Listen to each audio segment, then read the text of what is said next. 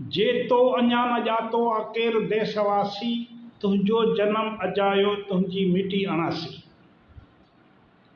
जंहिंखे पंहिंजे मिटी सां मोहबत न आहे, जंहिंखे पंहिंजे दरिया सां मोहबत न आहे, उहो दरिया जेको मिटी ॻोहे असांजे वजूद खे तश्कील ॾींदो आहे।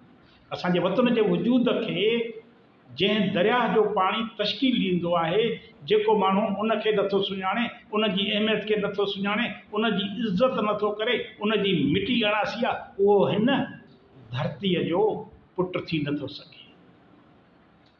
मां तव्हांखे ॿुधाईंदो हलियां त हिकिड़ो सियासी अॻुवान आहे, उहो आहे फवाद चौधरी। फवाद चौधरी जंहिंखे सिंधू लफ़्ज़ ते एतिराज़ आहे, हुनखे सिंधू लफ़्ज़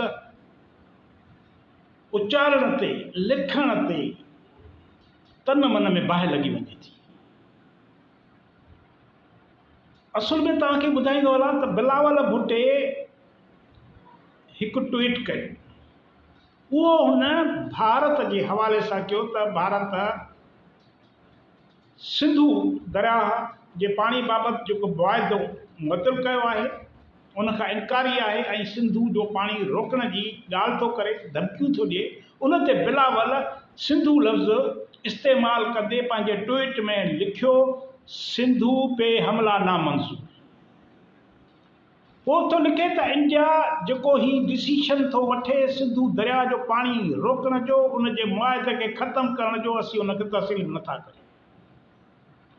इन ते माना हे अधु पढ़ियल माण्हू, ही जाहिल माण्हू सम्झे को नथो त हू सिंधू पे हमला नामंज़ूर भारत लाइ थो चवे।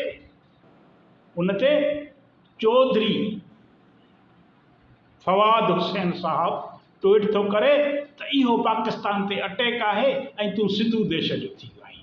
माना हेॾनि माण्हुनि जा ख्वाब में बि, ही माण्हू ख्वाब में बि छिरक भरे था उथनि सिंधू लफ़्ज़ ते। सिंधू लफ़्ज़ खां ही माण्हू छिरकनि था। हू भारत लाइ थो बिलावल चवे त भारत जेको सिंधूअ ते हमिलो थो करे उहो नामंज़ूर आहे, हीअ थो चए तूं सिंधू देश जो थी ऐं पाकिस्तान जो दुश्मन आहे। त ए फवाद चौधरी अधु पढ़ियल, तोखे केरु थो सियासतदान तस्लीम करे? केरु थो चवे तूं सियासतदान आहे जंहिंखे सिंधूअ जी ख़बर न आहे? फवाद चौधरी साहब ही जेको सॼो ख़ितो आहे, जेको सॼो बरे सगीर आहे, उहो सिंधूअ जे नाले पोयां सुञाणप रखे थो। सिंधू हिन सॼी सरज़मीन खे तश्कील कंदड़ दरिया आहे। असां सभु उन जा पुट आहियूं। असां सभु उन जो पाणी पियूं था, उन जे पाणीअ ते उपायल अनाज खाऊं था। सिंधूअ मां हिंदू थो ठहे, उन मां इंडस थो ठहे, इंडस मां इंडिया थो थिए, इंडोनेशिया थो थिए। ही सॼे खिते जी सुञाणप सिंधू आहे। तूं सिंधूअ खां इनकार थो करीं? तोखे तारीख़ जी ॼाण कान्हे, तोखे जाग्राफीअ जी ॼाण कान्हे। ही त हज़ारे सालनि खां सिंधू दरिया जेको आहे, हज़ारे सालनि खां हिन वतन जी सुञाणप आहे, हिन खिते जी सुञाणप आहे। ही जेका सिंधू माथिरीअ जी तहज़ीब आहे, उन जो नालो ई सिंधूअ जे पोयां रखियलु आहे, Indus valley civilisation. Indus valley civilisation जेका मौजूदु सिंध, मौजूदु पंजाब, KPK अफ़गानिस्तान, सॼो बलोचिस्तान, कच्छ, भुज, काठियावाड़, राजस्थान, हरियाणा, इन्हनि सभिनी खितनि ते जेका मुश्तमिल तहज़ीब आहे, 10,000 साल पुराणी तहज़ीब आहे, उन जो नालो, उन जी सुञाणप इंडस, सिंधू दरिया। तूं कंहिंखां इनकार कंदे? तूं सिंधू लफ़्ज़ खां नफ़रत थो करीं, ॼण पंहिंजे वजूद खां नफ़रत थो करीं। ही जेको पाकिस्तान आहे, इहो सिंधू दरिया जे कपरनि, ॿिन्ही कपरनि ते अॼु मुल्क आहे। इहो सिंधू माथिरी आहे, इंडस वैली आहे। इन जो नालो पाकिस्तान आहे, पर इहो असुल इंडस वैली आहे। माना सिंधू इन पाकिस्तान जी बि सुञाणप आहे। ही पाकिस्तान सिंधूअ जे सरहदुनि ते अॼुकल्ह आहे। तूं सिंधूअ खां इनकार थो करीं?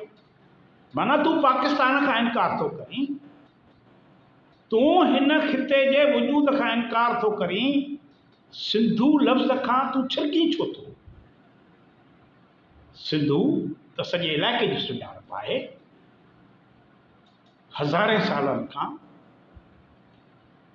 सिंधू तहज़ीब हिन सॼे इलाइक़े जी दुनिया अंदरि सुञाणप आहे। तव्हां किथे बि वेंदो, कहिड़े मुल्क में वेंदो, कहिड़े मुल्क जी यूनिवर्सिटी में वेंदो, उहो अधु पढ़ियल माण्हू उते तोखे तुंहिंजी सुञाणप इंडस जे हवाले सां थींदी, इंडस वैली सिविलाइज़ेशन। पर जेकॾहिं तोखे इहा सुञाणप नथी वणे, तूं इहा सुञाणप इख़्तियार कंदे छिरकी थो पवीं, तोखे ख़ौफ़ ॾियारण वारा ख़्वाब था अचनि